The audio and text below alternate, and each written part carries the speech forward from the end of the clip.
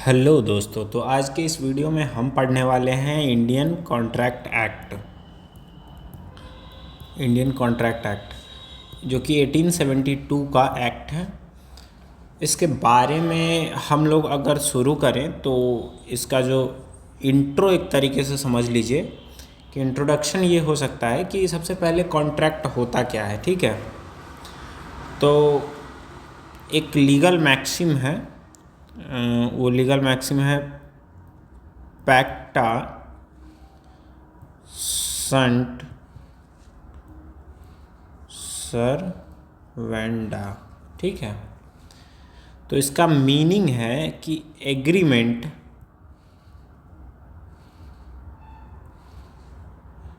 Must be kept. मतलब आपने जो भी एग्रीमेंट किया है उसको निभाना पड़ेगा। ठीक है, वो हम लोग जानते हैं ना, वादा किया है तो निभाना पड़ेगा। तो इंडियन कॉन्ट्रैक्ट एक्ट कुछ वैसा ही है। अच्छा, अब बात करते हैं कि हमें कॉन्ट्रैक्ट करने का, रिलेशन बिटवीन टू पार्टीज़, जो एग्रीमेंट और कॉन्ट्रैक्ट करने का फ्रीडम आता कहाँ से है, हमें ये राइट कहाँ से मिलता है। तो फ्रीडम टू कॉन्ट्रैक्ट ये जो है हमें मिलता है हमारे फंडामेंटल राइट से 19(1)(a), ठीक है, और 19(1)(g). ठीक, ये दो जो है फ्रीडम ऑफ स्पीच और फ्रीडम ऑफ डूइंग बिजनेस और ट्रेड।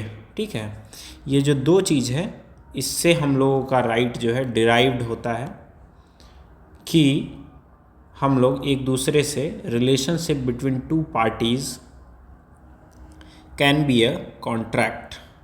ठीक है, तो हम लोगों ने ये जाना कि फ्रीडम टू कॉन्ट्रैक्ट का सोर्स कहाँ से है और कॉन्ट्रैक्ट होता क्या है। तो ये जो मैक्सिम है पैक्टा संट सर्वेंडा, ठीक है, ये काफ़ी इम्पॉर्टेंट है।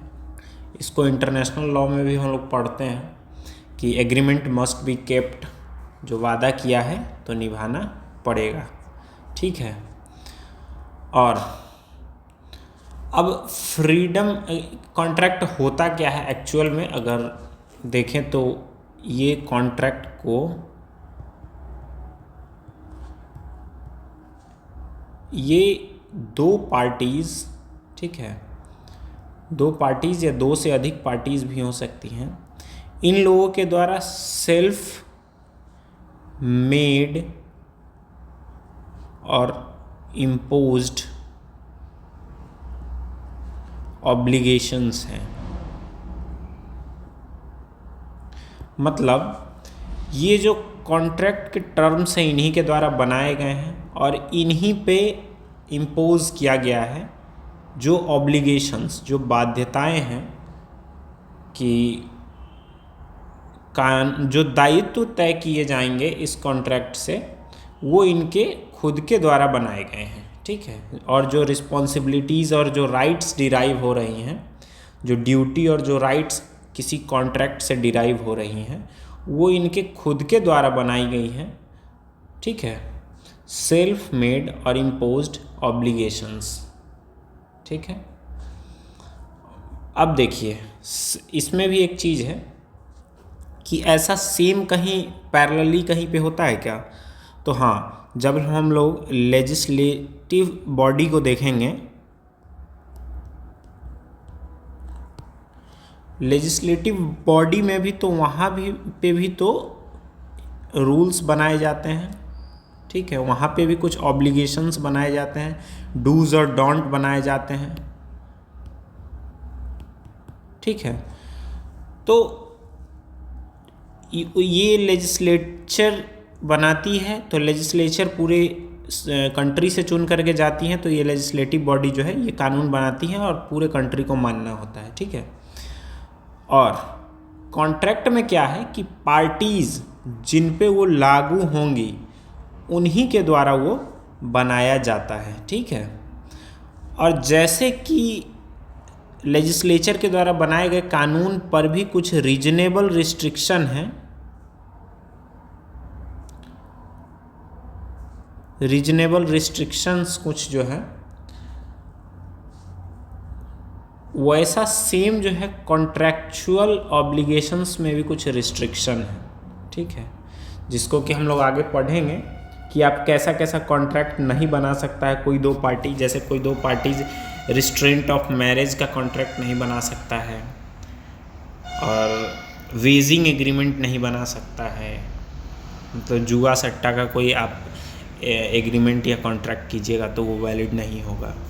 तो ये रीजनेबल रिस्ट्रिक्शंस जो हैं कॉन्ट्रैक्ट में भी हैं, जैसे कि लेजिस्लेटिव के पास है कि वो फंडामेंटल राइट से और बेसिक स्ट्रक्चर से इनकंसिस्टेंट लॉज नहीं बना सकती हैं, ठीक है। तो ये था अपना कॉन्ट्रैक्ट के बारे में कुछ इंट्रोडक्शन कि कॉन्ट्रैक्ट क्या होता है। हाँ, तो अब जो है आगे देखते हैं। देखिए, इंडियन कॉन्ट्रैक्ट एक्ट के अगर टॉपिक्स को देखें तो इंडियन कॉन्ट्रैक्ट एक्ट में 6 टॉपिक्स हैं जिनको कि पढ़ना इम्पॉर्टेंट है। फर्स्ट हम यहाँ पे टॉपिक को लिख दे रहे हैं।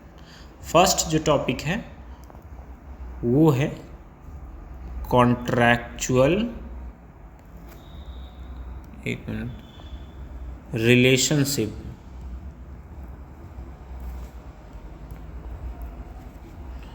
दूसरा जो है void agreement and contract which become void, ठीक है।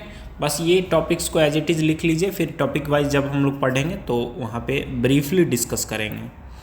तीसरा जो टॉपिक है उसमें हम लोग वॉइडेबल कॉन्ट्रैक्ट्स पढ़ेंगे।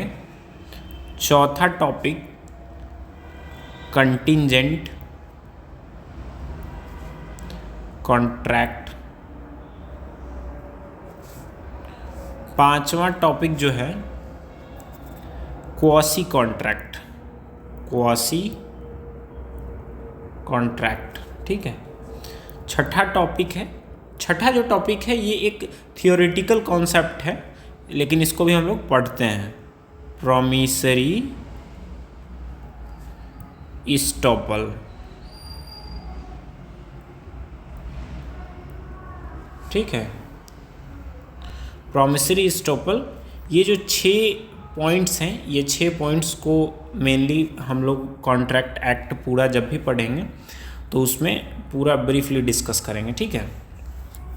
तो अब जो है हम बढ़ते हैं अपने नेक्स्ट पिक्चर के तरफ, जहाँ पे आपको और ब्रीफली सिलेबस को हम लोग डिस्कस करेंगे। पहले तो ये 6 टॉपिक्स हैं जो कि हार्ड एंड फास्ट है कि ये 6 टॉपिक्स हम लोगों को पढ़ना है ना। इस 6 टॉपिक के बाद जो चीज़ पढ़ना है, इस 6 टॉपिक में और ब्रीफली क्या क्या पढ़ना है बता देते हैं। एक सेकेंड,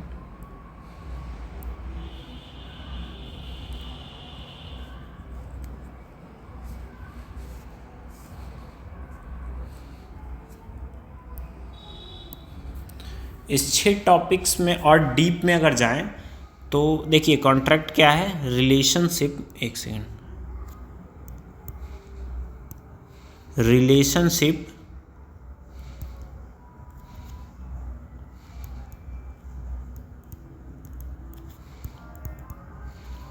टू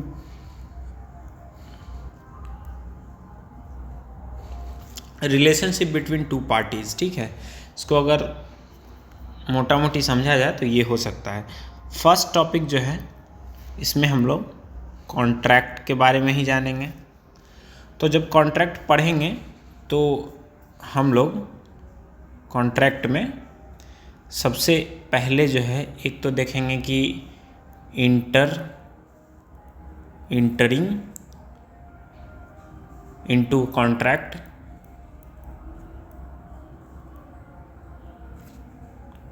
दूसरा इसमें कॉन्ट्रैक्ट में क्या देखेंगे, डिस्चार्ज।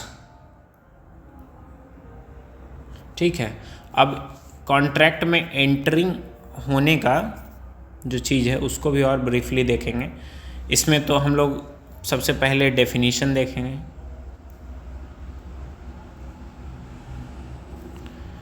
और दूसरा क्या देखेंगे, फॉर्मेशन प्रोसीजर, मतलब एक कॉन्ट्रैक्ट बनता कैसे है ना, ये चीज़ जो है हम लोग देखेंगे।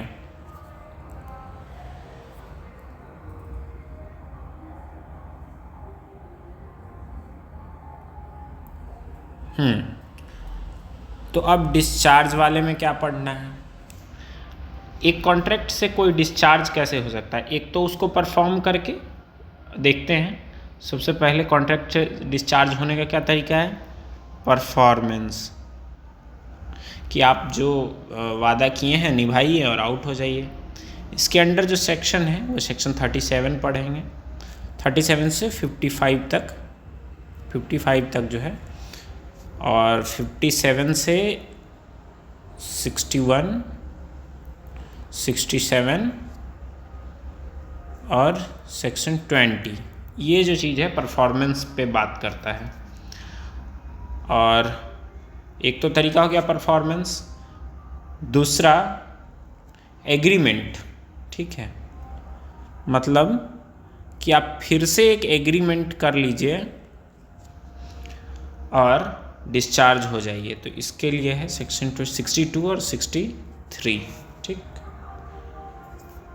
तीसरा जो है रास्ता वो है फ्रस्ट्रेशन। फ्रस्ट्रेशन ये कब होता है, इम्पॉसिबिलिटी, मतलब जब उसको कंप्लीट करना इम्पॉसिबल हो तो एक फ्रस्ट्रेशन होता है, उससे आप डिस्चार्ज हो सकते हैं कॉन्ट्रैक्ट से। चौथा जो लास्ट है वो है ब्रीच एंड डैमेजेस, मतलब आप कॉन्ट्रैक्ट को ब्रीच करो और जो डैमेजेस हुआ है उसको कंपनसेट कर दो। अब इसमें फिर दो चीज़ें और हैं, रिलीफ है, अब रिलीफ में फिर दो हैं, जनरल और फिर है स्पेसिफिक। ठीक है, तो ये हो गया कॉन्ट्रैक्ट में एंटर करने का, और इंटरिंग में हम लोग पढ़ेंगे डेफिनीशन, फॉर्मेशन प्रोसीजर, और डिस्चार्ज में हम लोग परफॉर्मेंस के बारे में पढ़ेंगे, डिस्चार्ज कैसे हो सकते हैं, परफॉर्मेंस या एग्रीमेंट करके डिस्चार्ज हो सकते हैं, फ्रस्ट्रेशन जब इम्पॉसिबल हो कॉन्ट्रैक्ट को फुलफ़िल करना, कॉन्ट्रैक्ट के टर्म्स को फुलफ़िल करना, and the last is fourth, breach and damages, मतलब आप कॉन्ट्रैक्ट को ब्रीच करिए, और जो रिलीफ है जनरल हो सकता है इस केस में और स्पेसिफिक रिलीफ हो सकता है, तो वो चीज़ों को हम लोग इसमें पढ़ेंगे, है ना। अब जो है नेक्स्ट जो टॉपिक है कॉन्ट्रैक्ट में हम लोग इतना पढ़ेंगे, है ना। अब फिर जो वॉइड एग्रीमेंट है,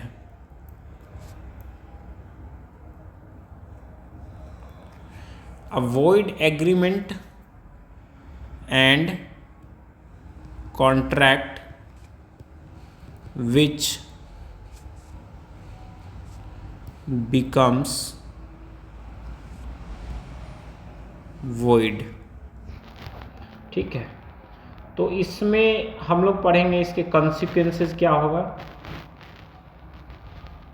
जब कोई कॉन्ट्रैक्ट, जब कोई एग्रीमेंट वॉइड है, जब कोई कॉन्ट्रैक्ट वॉइड हो जाता है, जब कोई एग्रीमेंट वॉइड है, मतलब शुरू से ही वॉइड है, वॉइड एब इनिशियो है, या फिर कोई कॉन्ट्रैक्ट बनने के बाद किसी कारणवश वो वॉइड हो जाता है, तो उसके कॉन्सिक्वेंसेस क्या क्या होंगे और रेमेडी क्या क्या होंगी,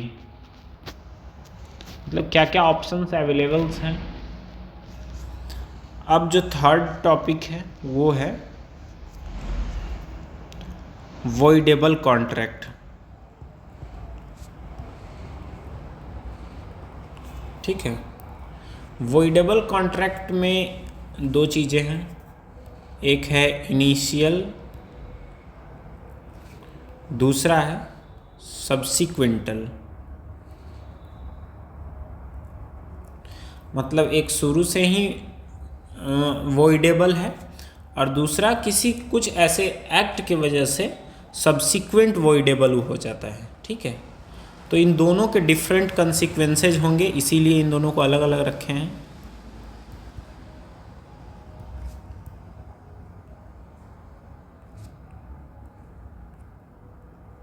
दोनों के कंसिक्वेंसेज डिफरेंट हैं, है ना।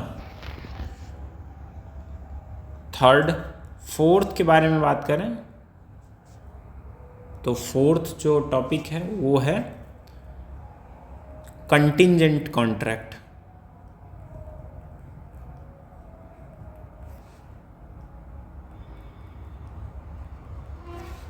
ठीक है, कंटिंजेंट कॉन्ट्रैक्ट, इसमें हम लोग सेक्शन 31 से 36 तक पढ़ेंगे। पांचवा जो टॉपिक है यह है क्वासी कॉन्ट्रैक्ट।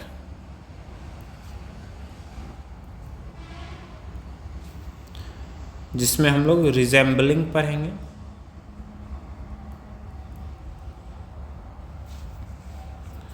इसके सेक्शंस की बात करें तो 68 से 72, 73, 74 ये सारे सेक्शंस इसमें हैं। छठा जो लास्ट टॉपिक होगा हमारा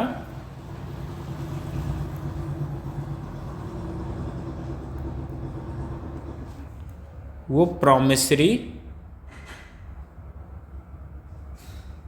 स्टॉपल का है।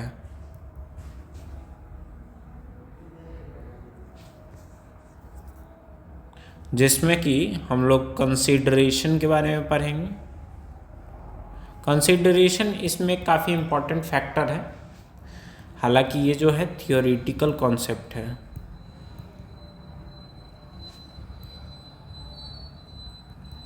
ठीक है, ये थियोरेटिकल कॉन्सेप्ट है।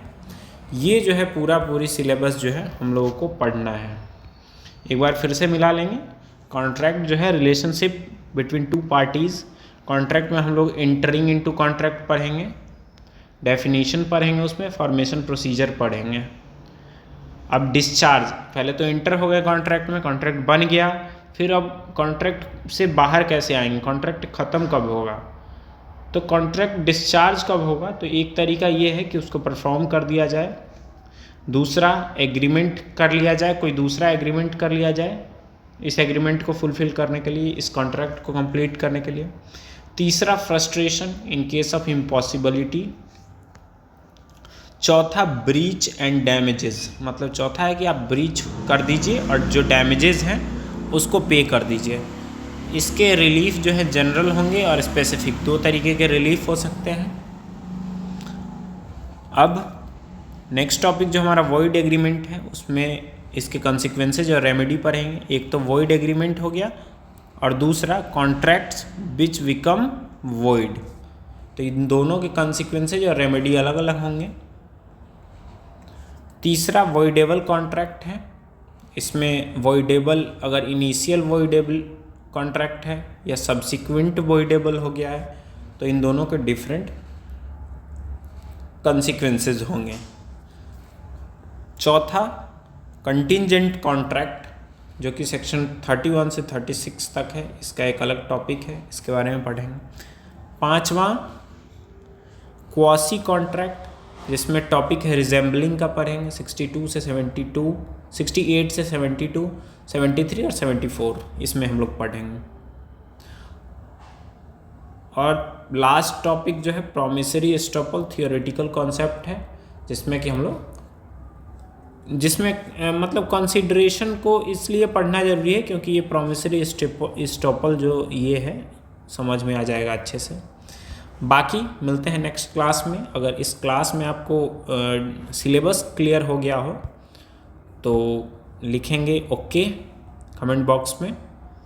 बाकी हम लोग नेक्स्ट वीडियो में अपने टॉपिक 1 जो कि कॉन्ट्रैक्ट है वहाँ से शुरू करेंगे। Thank you for watching this video. If you have any suggestions, recommendations, anything which can be helpful for us, then definitely share your view, your feedback. It matters. Thank you.